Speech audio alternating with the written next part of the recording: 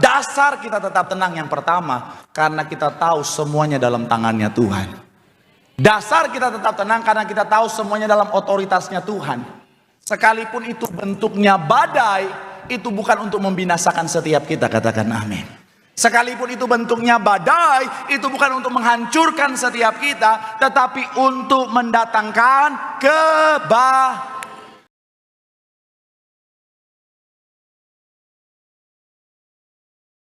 Benar Tuhan, tangan kami dipegang teguh, Kau Tuhan yang setia dalam setiap langkah hidup kami. Dan kami percaya kalau Tuhan setia dalam setiap langkah hidup kami, kami akan melihat hidup kami pasti diberkati Tuhan. Pekerjaan bisnis kami pasti diberkati. Bahkan sampai anak cucu kami, keturunan kami, generasi kami, semuanya juga pasti diberkati Tuhan. Terima kasih Tuhan, terima kasih. Dan dengan ucapan syukur di tempat ini, setelah kami menaikkan pujian penyembahan kami Bapa, tiba saatnya kami mau bawa hati kami untuk terima kebenaran firman-Mu, isi hatimu. Kami mau merenungkan firman-Mu Bapa, berbicara bagi setiap kami. Kami datang sebagai hamba yang mau untuk diajar. Kami doa Tuhan, biar kiranya Tuhan benih firman bertumbuh, berakar dan berbuah. Kami bukan cuma diam saja jadi pendengar, tapi kami boleh bangkit jadi pelaku-pelaku firman Tuhan. Dan kami doa, kami bersatu hati, hamba-Mu yang Kau percaya untuk menyampaikan firman, urapan Tuhan penuh atas hamba-Mu. Sucikan layakkan hamba-Mu ini Tuhan. Jika ada dosa Tuhan, namun Tuhan Kau yang berikan kekuatan. Aku butuh Engkau dalam kehidupan hamba-Mu ini Tuhan. Kami berdoa biar kiranya Tuhan sama seperti Daud diurapi, roh Tuhan bertata.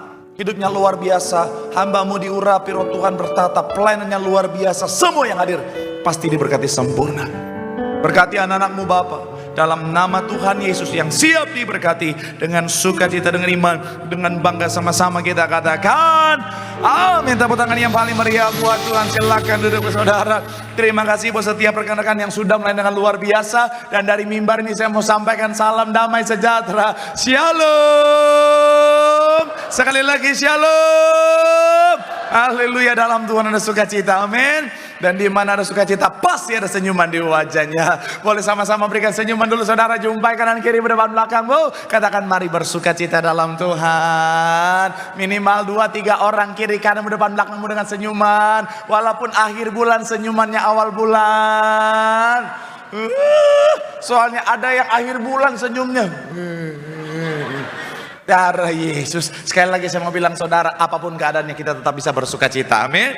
Karena sukacita kita ditentukan bukan oleh karena keadaan, tapi sukacita kita ditentukan karena kita punya Tuhan yang setia dalam kehidupan setiap kita. Tepuk tangan dulu yang paling meriah buat Tuhan. Bilang sama kanan kirimu, Tuhan setia.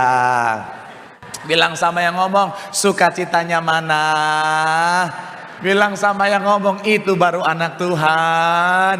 Tepuk tangan sekali lagi yang paling meriah buat Tuhan. Haleluya. Yuk, yang bawa Alkitab kita mau angkat Alkitab kita. Alkitab juga boleh, Alkitab juga boleh. Yang nggak bawa Alkitab angkat tangan juga boleh. Sama-sama dengan iman percaya, sama-sama kita katakan, dalam nama Tuhan Yesus, aku percaya Alkitab ini adalah firman Tuhan. Setiap kata kalimatnya sanggup memberkati aku. Dan hari ini aku pasti diubahkan, aku pasti dipulihkan dalam nama Tuhan. Sama-sama kita katakan amin. Sekali lagi sama-sama bilang sama saya, aku pasti diberkati Tuhan. Anak cucuku pasti diberkati Tuhan. Bilang kanan kirimu, kamu juga pasti diberkati Tuhan. Bilang sama yang ngomong sekali lagi, semangat. Tepuk tangan yang paling meriah buat Tuhan. Haleluya. Yuk, Lukas 8, 22 sampai 25. Lukas pasal yang ke-8 kita akan baca saudara. Ayat 22 sampai ayat yang ke-25 secara bergantian. Saya 22, saudara 23, kita gantian 25. Kita akan baca sama-sama. Lukas 8 yang sudah di sana boleh bilang, aku diberkati Tuhan. Haleluya. 22, demikian firman Tuhan. Pada suatu hari Yesus naik ke dalam perahu bersama-sama dengan murid-muridnya, dan ia berkata kepada mereka, marilah kita bertolak ke seberang danau. Lalu bertolaklah mereka. Ayat 23, silakan.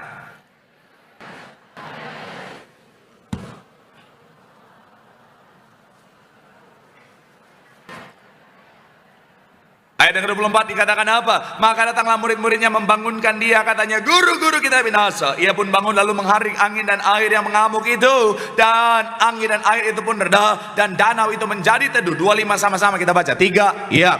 Lalu katanya kepada mereka, di manakah kepercayaanmu? Maka takutlah mereka dan heran. Lalu berkata seorang kepada yang lain, siapa gerangan orang ini sehingga apa?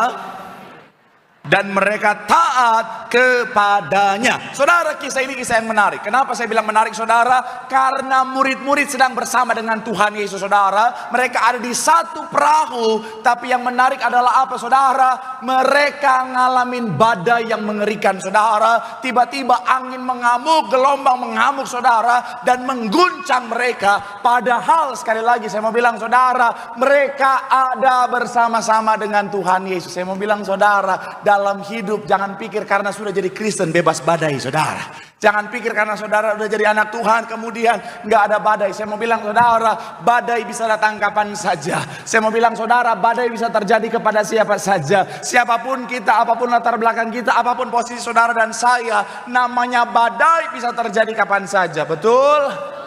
Saya mau bilang sekali lagi, saudara, bicara tentang badai bisa terjadi kapan saja, sekalipun saudara dan saya hidup dalam Tuhan. Sekali lagi saya mau bilang, saudara, namanya hidup, badai bisa datang kapan saja dalam kehidupan setiap kita. Tapi yang penting untuk kita ingat sebagai anak Tuhan, mau seperti apapun badainya, mau seperti apapun situasinya, anak Tuhan harus tetap tenang. Sama-sama bilang sama saya, tenang. Sama-sama bilang sama saya, sekalipun badai. Sama-sama bilang sama saya, harus tetap tenang. Kenapa? Karena firman Tuhan dengan tegas berkata, di dalam tinggal tenang terletak kekuatan kita. Katakan amin. Jadi ketika saudara dan saya dalam ketenangan, kita punya kekuatan. Tapi kalau kita tidak tenang, kalau kita panik, saya mau bilang, saudara, akan sangat mudah untuk dikalahkan, saudara. Mohon maaf ya, ada banyak orang Kristen ketika dia panik, akhirnya sangat mudah untuk dikalahkan. Kenapa? Karena orang kalau panik, saudara, biasanya kurang bisa berpikir dengan baik. Orang kalau panik, biasanya saudara, akhirnya seringkali lakukan kesalahan. Makanya saya suka kaget kemarin, saudara, pada saat pelayanan baptisan ada banyak orang bilang begini, Pak Pendeta, saya sedang dalam situasi yang tidak tenang, saya sementara menderita serangan kecemasan, kata saudara. Bahkan ternyata bicara tentang secara penelitian dunia, saudara, jadi ternyata 2023 sampai 2024 di survei, saudara, bicara tentang Organisasi Kesehatan Dunia WHO menunjukkan bahwa lebih dari 300 juta orang di dunia, ini yang terdata saja, saudara, itu ngalamin ketidaktenangan atau gangguan kecemasan. Dan memang menurut survei, gangguan kecemasan lebih umum pada wanita dibanding pada pria. Makanya memang ya kita bisa lihat wanita tuh lebih tidak tenang daripada pria. Iya kan? Kalau ada apa-apa kan pria kadang-kadang bisa tenang. Di gereja aja lebih heboh wanita daripada pria, betul ya? Betul kan? Makanya ada seorang hamba Tuhan punya pendapat bahwa ada saat di mana pada saat pengangkatan ke sorga, yang akan terangkat duluan itu laki-laki. Dan wanita nanti terangkat 30 menit setelahnya.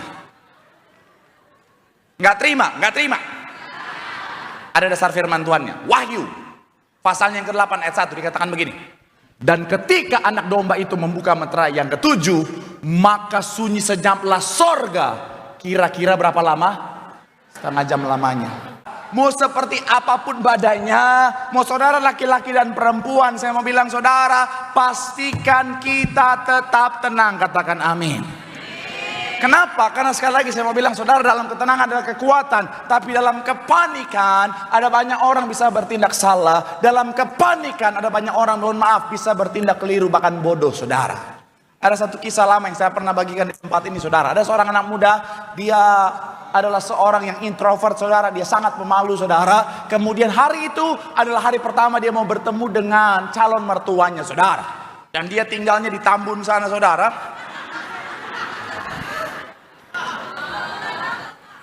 Ya kenapa? Apa salahnya orang tinggal di Tambun? Wah. Dia tinggal di Tambun, calon mertuanya di Bekasi Timur, saudara. Jadi dia dari Tambun, dia udah jalan kaki, dia udah latihan, saudara. Latihan untuk ketemu calon mertua. Halo tante, aku pacarnya Nia. Halo tante, aku pacarnya Nia. Dia latih terus supaya ketika ngomong di depan calon mertua, mantap. Sepanjang perjalanan, halo tante, aku pacarnya dia. Halo tante, aku pacarnya Nia. Halo tante, aku pacarnya Nia. Halo tante. Pas udah depan rumah Nia, dia udah ketok. Halo tante, aku pacarnya Nia. Halo tante, aku pacarnya Nia. Pas buka pintu, yang buka bapaknya Nia. Tinggi besar, berewokan, kumisan, tatoan, cuman pakai kaos singlet sama sarung, saudara. Dia kaget, dia panik, dia bilang, halo om, aku pacarnya tante.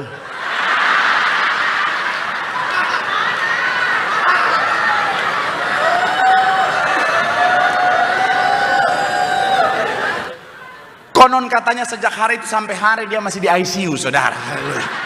Saya mau bilang, saudara, anak Tuhan harus tetap tenang, amin.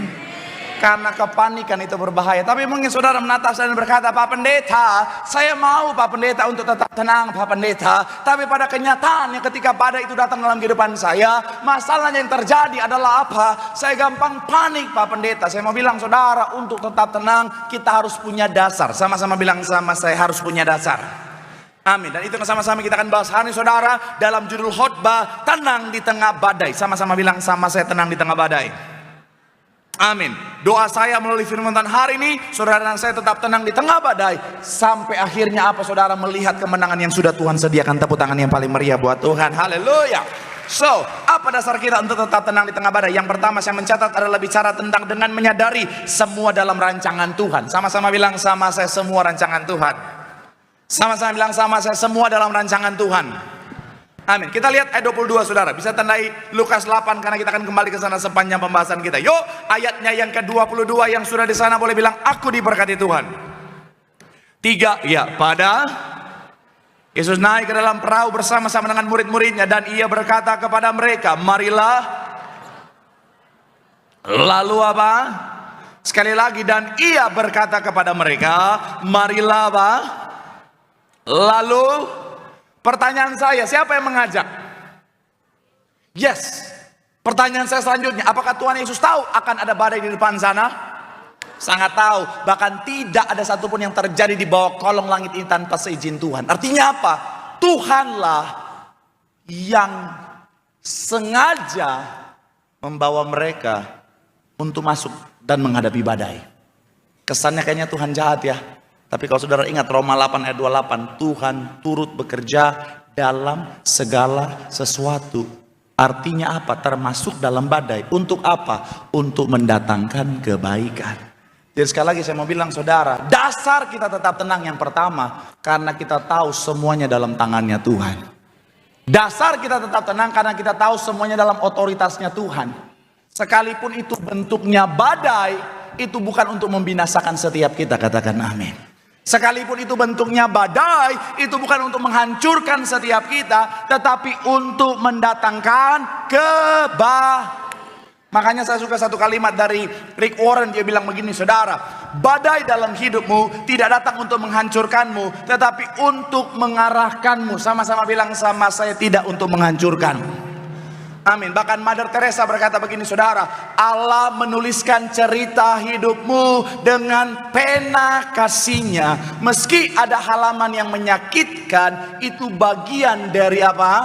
Keindahan rencananya. Memang Tuhan tulis badai, tapi Tuhan tulis badai dalam lembaran kehidupan kita itu dengan tinta kasihnya. Jadi kalau Tuhan tulis badai, badai itu untuk kebaikan, katakan amin.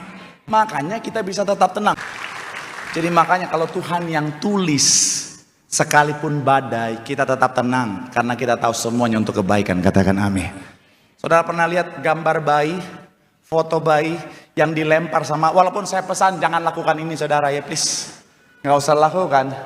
Tapi kalau saudara buka di internet, saudara bisa lihat ada bayi-bayi yang dilempar sama ayahnya atau ibunya saudara. Ketika dilempar ke atas saudara, mereka responnya semuanya sukacita, semuanya tenang, tidak ada ketakutan, kecemasan. Kenapa? Karena mereka tahu ada tangan ayahnya di bawah, betul ya? Kalau bapak yang jahat saja tahu memberi apa yang baik bagi anak-anaknya, apalagi Tuhan kita, dia bapak yang baik. Jadi apapun badai, kita akan tetap tenang karena dalam tangan Tuhan pasti indah, pasti rancangan damai sejahtera. Tepuk tangan yang paling meriah buat Tuhan. Bilang sama kanan kirimu, di tengah badai tetap tenang karena semuanya dalam tangan Tuhan. Tepuk tangan yang paling meriah buat Tuhan. Haleluya.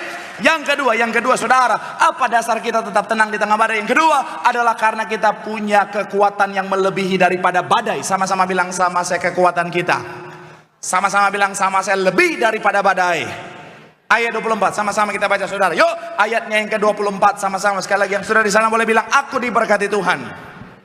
3, ya, maka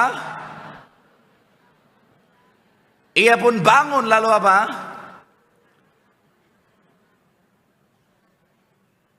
Tapi sebelum ke sana saudara, saya teringat untuk anak muda, karena ini sesi anak muda. Shalom anak muda.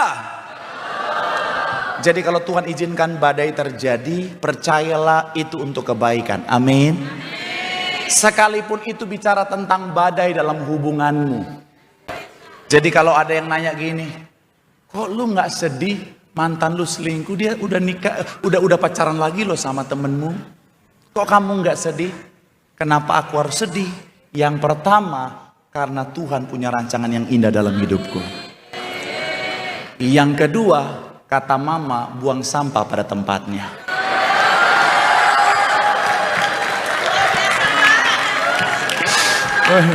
Ada di bawah. Sama-sama bilang sama saya, kita punya kekuatan. Sekali lagi ayat 24 dikatakan apa? Ia pun bangun lalu apa? Menghardik angin dan air yang mengamuk. Saya mau bilang saudara, kalau saudara perhatikan bagian awal dikatakan apa? Murid-murid datang dan membangunkan Tuhan Yesus dan katanya apa? Guru-guru kita binasa. Artinya apa? Badai ini sangat mengerikan saudara. Kenapa saya bilang mengerikan? Kita bisa lihat, ambil kesimpulan saudara bahwa begini saudara. Murid-murid sebagian besar profesinya apa? Nelayan. Mereka ada di Danau Galilea saudara. Bahkan mereka bicara tentang beberapa di antara mereka lahir dan besar di sana. Bahkan saya bisa bilang saudara, mungkin ikan-ikan di Danau Galilea melihat Petrus dan kawan-kawan, mereka bilang, respect abangku. Iya lagi. Iya kan? Mereka itu akamsi. Anak kampung sini. Tapi lebih cocok adansi. Anak danau sini. Kok cuma di sini kurang lucu bagian itu ya?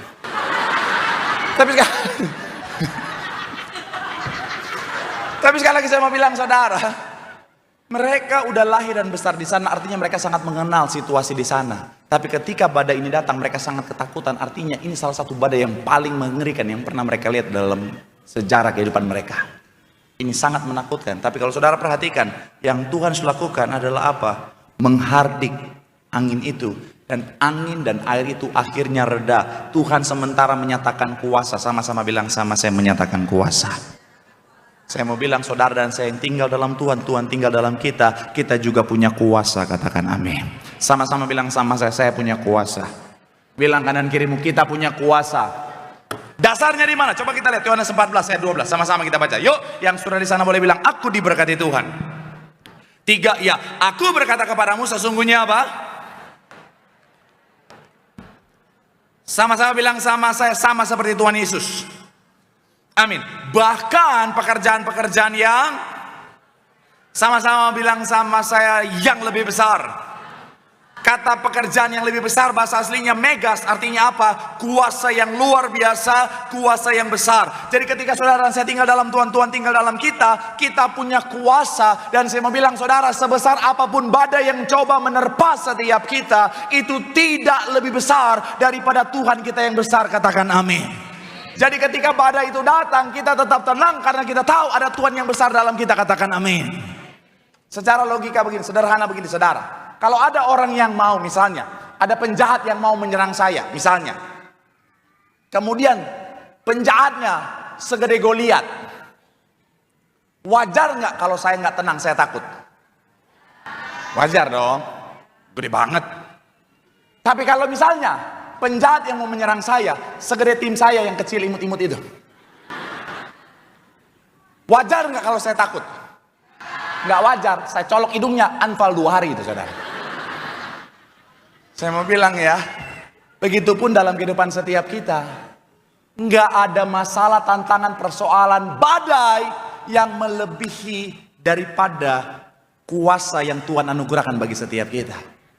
Terus kenapa kita harus takut? Badai tidak pernah melebihi kemampuan kita, itu kata Tuhan. Katakan amin. Dan saya mau bilang saudara, sekali lagi, Tuhan yang paling tahu kapasitas kita, karena Dia yang menciptakan setiap kita. Amin. Tapi iblis kan gak pernah tinggal diam. Dia bapa segala dusta, dan dengan segala kebohongannya dia akan bilang begini, kamu gak mampu, masalahmu lebih besar daripada dirimu. Badai itu datang lebih besar daripada kemampuanmu. Saya mau bilang saudara, itu kebohongan iblis. Oh, daya tahannya baterainya itu 7 hari, dan saya percaya. Kenapa saya percaya? Karena yang tulis adalah pabrik yang menciptakan jam tangan ini, betul ya? Saya mau bilang saudara, karena saya tahu Dia yang paling tahu, kan Dia yang menciptakan. Begitupun saudara dan saya. Saya mau bilang sekali lagi saudara, yang paling tahu kapasitas kita adalah Tuhan yang menciptakan setiap kita. Jadi sekalipun iblis bilang apa, kamu gak mampu, kamu gak kuat, masalah tantanganmu lebih besar daripada kemampuanmu. Saya mau bilang saudara, katakan sama iblis, sotoy lu. Iya kan? Dia yang so tahu. Kenapa? Karena Tuhan yang menciptakan setiap kita berkata, segala perkara dapat kita tanggung dalam Tuhan yang memberikan kekuatan. Tepuk tangan yang paling meriah buat Tuhan. Bilang sama kanan kirimu, di tengah badai tetap tenang, karena ada Tuhan yang besar dalam setiap kita. Tepuk tangan yang paling meriah buat Tuhan. Haleluya. Yang terakhir, imam musik boleh siap-siap juga depan. Yang ketiga, apa dasar kita tetap tenang di tengah badai? Yang ketiga adalah badai pasti berlalu. Sama-sama bilang sama saya, badai pasti berlalu. Sama-sama bilang sama saya, badai pasti reda. Amin. Ayat 24 sama-sama sekali lagi kita baca saudara. Imam musik saya undang maju ke depan. 3, ya, maka katanya apa? Ia pun apa? Kalimat terakhir dikatakan apa? Dan angin dan air itu pun reda, dan danau itu menjadi teduh. Saya mau bilang saudara, badainya mungkin mengerikan, badainya mungkin menakutkan, tapi pada akhirnya badai itu reda. Badai bisa datang dalam kehidupan kita, tapi badai bukan untuk selama-lamanya. Karena badai diciptakan untuk kita, bukan kita untuk badai. Maksudnya apa? Badai itu cuman proses kehidupan yang Tuhan izinkan terjadi. Balik lagi ke poin nomor 1, untuk mencapai tujuan Tuhan, kebaikan yang sudah Tuhan sediakan. Jadi bukan kita diciptakan untuk hidup dalam badai terus, sepanjang hidup badai terus. Bukan itu tujuan Tuhan, saudara. Makanya saya bukan pendeta yang penganut teologi kemakmuran, yang selalu mengukur segala sesuatu dengan berkat materi. Tapi saya pendeta yang juga menentang teologi penderitaan, saudara. Apa itu teologi penderitaan?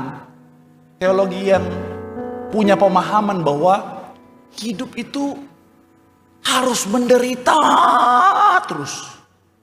Sebagai orang Kristen harus menderita terus. Ada loh orang punya pemahaman teologi penderitaan. Jadi ketika pendeta khotbah berkat, langsung dia sesat nih pendeta. Saya pernah kan, ada seorang ibu, waduh, pendeta. Ya dari logatnya saudara tahu dia dari mana ya. Ya betul, Korea Utara.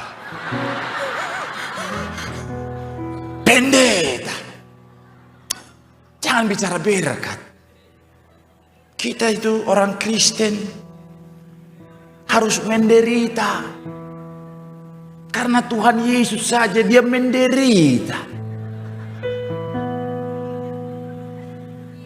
Saya mau bilang saudara, belajar lagi Alkitabnya. Apakah Tuhan ketika di dunia 33,5 tahun itu, dari lahir sampai dia disalibkan, menderita terus? Enggak kan? Ada saat dimana juga santai juga, duduk di pantai bakar ikan, betul kan? Ada kan? Ada kan? Bakar ikan, duduk di pantai, mungkin sambil nyanyi lagu reggae, iya kan? Bahkan sebelum disalibkan juga kan, sebelum penangkapan, makan bersama dulu. Artinya gini, Badai mungkin bisa datang dalam kehidupan setiap kita, dalam kehidupan saudara dan saya. Tapi ada masa berlakunya. Akan ada saat dimana ketika tujuan Tuhan di balik badai itu sudah tercapai, badai itu pasti reda. Tapi mungkin saudara menatap saudara dan berkata, Pak Pendeta, saya tahu sih Pak akan berakhir Pak. Tapi kapan Pak? Ada banyak hamba Tuhan mungkin akan langsung menjawab, tunggu waktu Tuhan. Tapi tadi pagi Tuhan kasih hikmat saya begini saudara. Badai itu Tuhan izinkan adalah untuk mencapai tujuan kebaikan Tuhan dalam kehidupan setiap kita.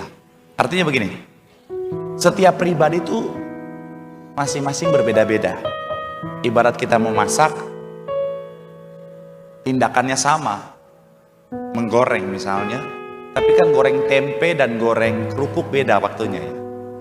Goreng kerupuk sama goreng tempe sekalipun sama-sama digoreng, jangka waktunya berbeda tergantung dari jenisnya. Sama, setiap kita juga ngalamin badai itu berbeda-beda tergantung dari tujuan Tuhan dalam kehidupan setiap kita. Dan ketika Tuhan kasih hikmat tadi pagi bilang begini saudara, ternyata lama tidaknya badai itu dalam kehidupan setiap kita itu juga sangat ditentukan oleh kita sendiri. Maksudnya gimana? Contoh begini, Tuhan izinkan badai supaya karakter kita terbentuk. Tuhan izinkan badai supaya mentalitas kita atau iman kita semakin kuat. Tuhan izinkan badai supaya kita kembali hidup dalam pertobatan. Artinya begini, kapan badai itu akan selesai dalam kehidupan setiap kita?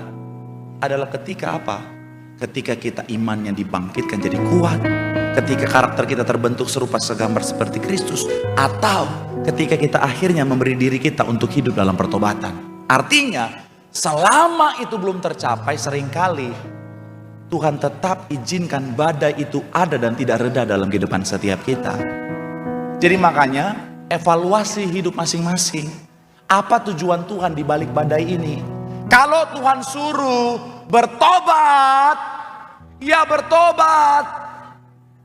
Ada banyak orang mau badainya reda.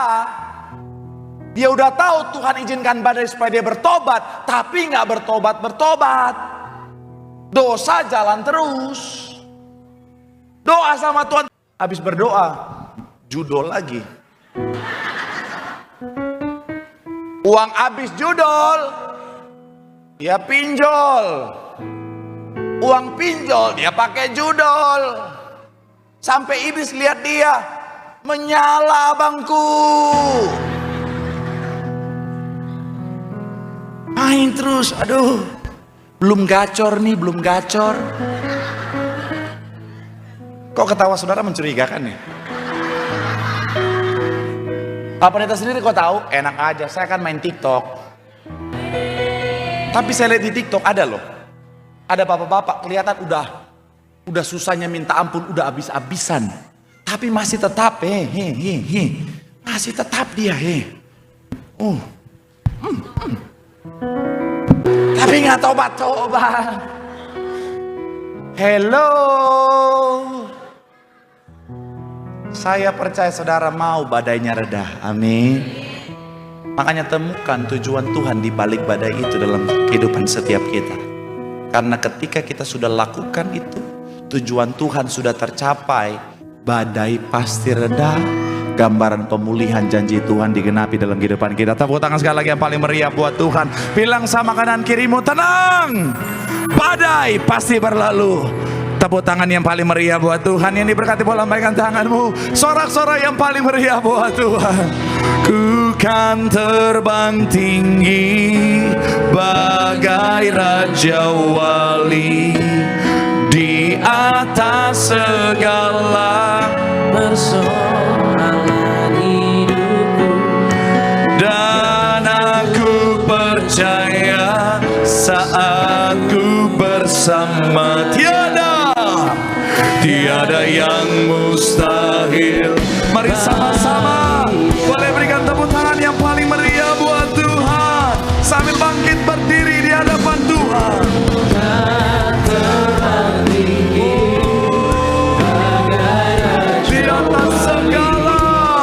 Di atas segala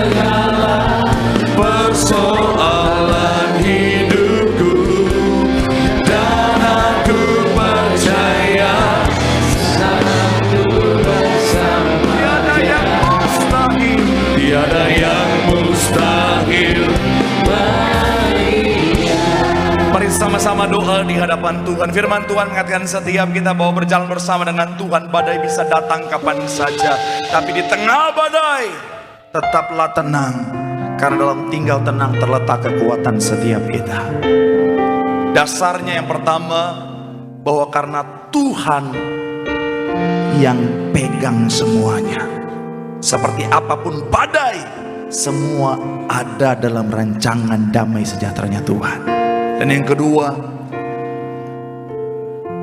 kita tenang karena kekuatan kita melebihi daripada badai. Janji Tuhan, badai tidak pernah lebih besar daripada kemampuan saudara dan saya. Dan yang terakhir, kita bisa tetap tenang karena seperti apapun badainya, semua ada masa berlakunya. Badai pasti berlalu. Gambaran berkat, pemulihan, mujizat Tuhan pasti nyatakan. Sekali lagi tepuk tangan yang paling meriah buat Tuhan.